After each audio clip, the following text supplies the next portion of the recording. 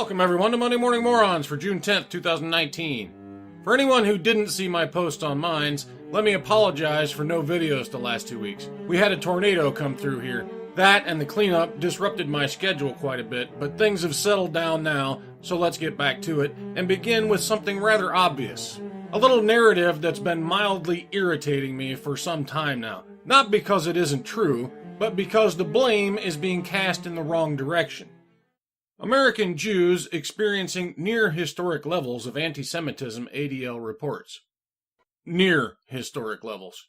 Otherwise known as not historic levels, but, that doesn't sound nearly as exciting, right?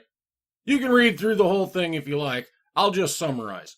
2018 saw a 5% decline in attacks on Jews in America, but that is still 99% higher than in 2015. Now, why do I say this is kind of obvious? Well, we all know the white supremacists hate Jews. That's not new. Been that way for, forever, basically. So why the sudden rise in anti-Semitism? Nazi dictator Trump encourages everyone to hate Jews! No, I'm sorry, but that's bullshit. Part of Trump's family is Jewish. He hates Jews but makes an exception for his family? That just doesn't make any sense. What does make sense? Well, maybe the rise in anti-Semitism isn't coming from the far right. Maybe it's coming from the far left, too. Maybe it comes from shit like this. UCLA investigating professor for inviting speaker who compared Jews to white supremacists. Abdul Hadi is a professor of Arab and Muslim ethnicities at San Francisco State University with a history of anti-Zionism activism at his own school. One of Park's Jewish students told Jewish Journal that Abdul Hadi said students who support Israel are white supremacists who want to ethnically cleanse the Middle East. Jews are now white supremacists. The people rounded up and summarily executed by the white supremacists in the early 40s? Yeah, those people are now white supremacists. What else is white supremacy these days, I wonder? Student op-ed. If you like cops and support Israel's right to exist, you're a white supremacist. Do you like law and order? Sorry, you're a white supremacist now. Do you think you're an individual? Sorry, you're a white supremacist. Do you believe that certain things are true because you can prove them? Sorry, you're a white supremacist. Do you think the written word has greater value than mystical stories passed down through generations that are now very likely not even close to the original? Well, sorry, you too are a white supremacist now. Even the fucking Indians are white supremacists. Welcome aboard, India. Nice to have you. Glad you could join us. I say us because apparently white supremacy is super duper diverse these days. Anyone can be a white supremacist if you're just not crazy. Do you like sanity? Then you're a white supremacist. Seriously, do you dumbasses not see what you're doing? The more things you label white supremacist, the crazier you sound. The crazier you sound, the better you make the white supremacist sound. You're fucking recruiting for them, you idiots. Pull your heads out of your asses, please. I thought you wanted to end racism. You're just making more of it. Okay, Bob. Let's take a look at some good old-fashioned toxic masculinity. Unruly passenger 25 now faces murder charge after man 74 she pushed off bus dies of head injury. A Nevada woman was charged with murder after allegedly pushing an elderly man off a bus in March after he had asked her to be nicer to other passengers, witnesses told police.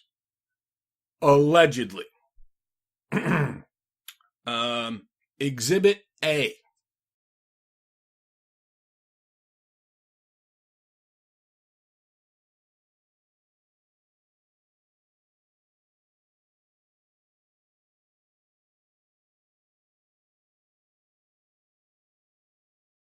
Kadisha Bishop, 25, was arrested in the death of 74-year-old Sergei Fournier. The incident occurred in downtown Las Vegas when the woman was allegedly yelling profanities at other bus passengers and pushed the man onto the sidewalk where he hit his head, the Las Vegas Review-Journal reported, citing an arrest report. Bishop was arrested Monday in connection with the man's death, which occurred about a month after the confrontation. Bishop was accused of shoving Fournier out of the bus with enough force that he never touched any of the steps. Fournier was allegedly launched about 8 feet from the bus. Fournier, who was bleeding from his head, told responding officers he was walking up the aisle when the incident occurred, according to the Review-Journal. He was asking the woman to be nicer to passengers, witnesses told authorities, the newspaper reported. And there is the toxic masculinity part. He had the gall to ask a woman to be nice to people. How dare you, sir? My God, that's the same as asking her to smile, and that's like literally sexually harassing her, you bigot. That's just straight up patriarchy right there. Never in my life have I witnessed so much toxicity. What's that chant again, Bob? You know, the one they do at men's rights gatherings and stuff? Mm-hmm. Yeah, that's it. Shame.